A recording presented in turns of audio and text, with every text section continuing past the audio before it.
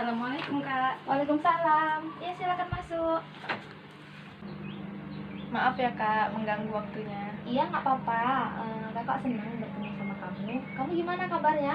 Alhamdulillah baik Kak, cuman sedikit ada masalah gitu Kak. Masalah apa ya? Nanti kita bicarakan ya melalui proses konseling individu ya. Iya Kak. Sebelumnya di sini kakak mau tanya, apa kamu udah pernah mengikuti konseling? Belum Kak. Terus kamu tahu nggak sih apa itu konseling? Nggak tahu Kak, cuman ya kayak setahunnya cuman kayak curhat-curhatan gitu aja. Nah, di sini sebelumnya kakak akan menjelaskan ya apa sih konseling itu gitu. Konseling itu adalah proses pemberian bantuan oleh seorang ahli atau konselor. Di sini kakak seorang konselornya kepada klien atau kamu yang menceritakan masalah kamu gitu kan, untuk membantu mencari solusi dan jalan keluar dari permasalahan yang kamu hadapi. Nah, di sini kakak hanya memberikan bantuan, memberikan solusi dari masalah kamu, tapi tetap kamu sendiri yang akan menyelesaikan masalah kamu itu gitu. Sampai di sini apa paham? Paham Kak, tapi dia takut masalah ini sampai ke orang-orang.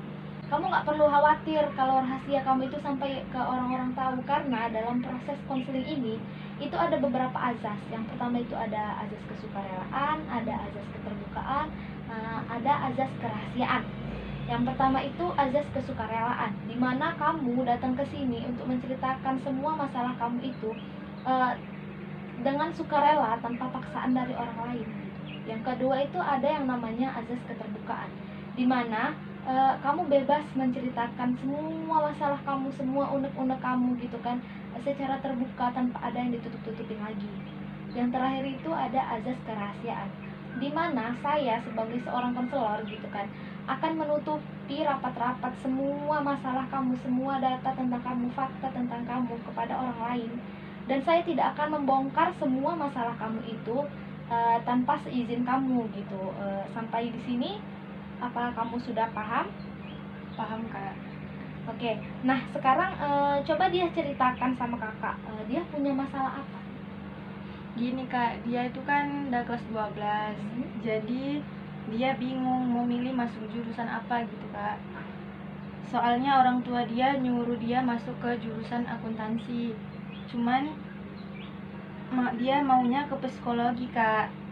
Tapi orang tua dia nggak setuju kalau dia masuk psikologi. Apa sebelumnya dia udah pernah cerita sama orang tua tentang masalah ini?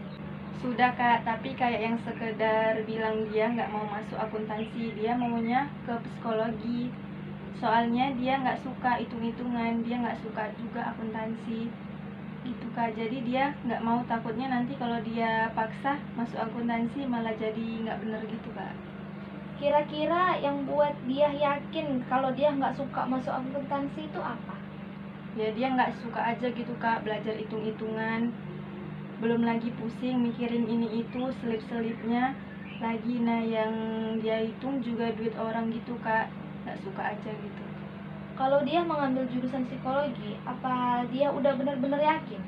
Insya Allah yakin Kak, karena dia juga pengen bantu orang, membantu menyelesaikan masalah orang Kak, membantu orang-orang yang mentalnya down gitu Kak. Jadi kayak yang emang udah suka aja gitu Kak. Kira-kira nih, kalau misalnya kamu udah cerita ke orang tua kamu gitu kan, tapi orang tua kamu tuh tetap menyuruh kamu masuk ke akuntansi gitu, kira-kira kamu mau gimana nanti kuliahnya gitu? Itu yang masih kurang tahu Kak. Tapi kalau mama udah maksa dan nyuruh harus ke akuntansi, ya aku mau gimana lagi kan Kak. Ya meskipun itu bukan kemauan aku, ya mungkin aku harus nurut aja lah, kayak yang dijalani aja semampu aku gitulah Kak. Ya meskipun nggak tahu nanti kedepannya seperti apa. Kalau misalnya nih kamu kuliahnya menjadi terhambat karena ketidaksukaan kamu dengan jurusan yang tadinya nggak kamu pengeni gitu kan, tapi orang tua kamu pengennya kamu masuk ke jurusan itu, kira-kira kamu akan gimana? Apa kamu akan marah sama orang tua kamu atau gimana gitu? Nah itu juga Kak, dia takutnya kayak gitu, takutnya terhambat, takutnya jadi malas-malasan, banyak bolos gitu kan Kak. Sayang jadinya biayanya, dia takutnya kayak gitu Kak. Nih, kalau misalnya kamu diizinkan untuk tetap meneruskan kuliah kamu di psikologi gitu, kira-kira seperti apa respon kamu? Ya kalau memang seperti itu senang lah Kak, alhamdulillah kali gitu. Kira-kira kalau kamu diperbolehkan masuk psikologi kuliahnya gitu kan, akan seperti apa gitu? Akan lebih rajin kah kuliahnya atau gimana gitu? Yang pastinya lebih rajin lah Kak. Terus dia bakalan lebih serius lagi kuliahnya supaya bisa membantu orang-orang gitu Kak. Karena kalau misalnya udah bisa bantu orang, dia senang aja gitu Kak, kayak ada kepuasan tersendiri gitu. Seyakin apa kamu nantinya akan berhasil jika nantinya kamu masuk kuliah psikologi? Aku yakin banget Kak, karena udah banyak juga aku googlein orang-orang sukses dari psikologi itu Kak. Kan juga kerjanya bukan cuman membantu orang-orang yang mentalnya terganggu, tapi juga yang kayak kakak bilang kemarin bisa jadi HRD gitu Kak. Kalau misalnya memang diharuskan masuk ke akuntansi, kira-kira apa yang sudah kamu persiapkan? Kalau untuk ke akuntansi sih belum Kak. Belum ada kepikiran. Ya walaupun menurut mama itu jurusan yang bagus dan lebih menjanjikan gitu Kak, dan gajinya juga lumayan, tapi mama juga belum tahu gitu Kak, kalau prospek kerja di psikologi juga banyak yang bisa menjanjikan gitu. Kira-kira kalau kamu menceritakan semuanya sama orang tua kamu gimana? Kamu ceritakan tentang prospek kerja itu sama tentang keinginan kamu gimana gitu? Bisa aja sih Kak, ya udahlah nanti dia coba. Kalau misalnya nanti kamu ceritakan semua ke orang tua kamu, kira-kira apa yang ingin kamu sampaikan sama orang tua kamu? Ya menceritakan keinginan aku lah Kak, menceritakan tentang prospek kerja yang menjanjikan di jurusan psikologi itu Kak. Terus aku ceritakan juga kalau banyak juga orang-orang sukses dari jurusan psikologi itu Kak. Seperti ini ya, kamu itu meyakinkan orang tua kamu kalau kamu bisa sukses dari jurusan pilihan kamu, yaitu di jurusan psikologi gitu ya. Kak. Kira-kira nih, kalau misalnya orang tua kamu tetap tidak mengizinkan kamu untuk masuk psikologi itu gimana? Ya dia akan menjelaskan lagi Kak. Dia akan menceritakan tentang orang-orang yang kuliah tidak sesuai keinginannya itu bisa seperti gitulah Kak. Soalnya kan banyak sekarang yang orang-orang kuliah karena terpaksa malah jadi bandel lah Kak. Ya dia takutnya gitu aja Kak, karena kan kita juga nggak tahu kita kedepannya itu seperti apa gitu Kak, supaya mama terbuka hatinya gitu Kak, karena juga kan dia sudah bisa menentukan dia mau jadi apa kedepannya, jadi dia juga akan berhak memilih gitu Kak. Oh gitu ya. Jadi kalau misalnya kamu diizinkan untuk kuliah psikologi, apa kamu sudah punya planning untuk kedepannya? Kamu mau kuliah di mana dan kamu itu bagaimana nantinya kedepannya gitu? Apa kamu udah punya planning itu gitu? Alhamdulillah udah Kak. Ya dia mau kuliah di Medan aja Kak, karena orang tua juga maunya yang nggak terlalu jauh gitu kan Kak, dia mau coba yang negeri juga. Oh seperti itu ya.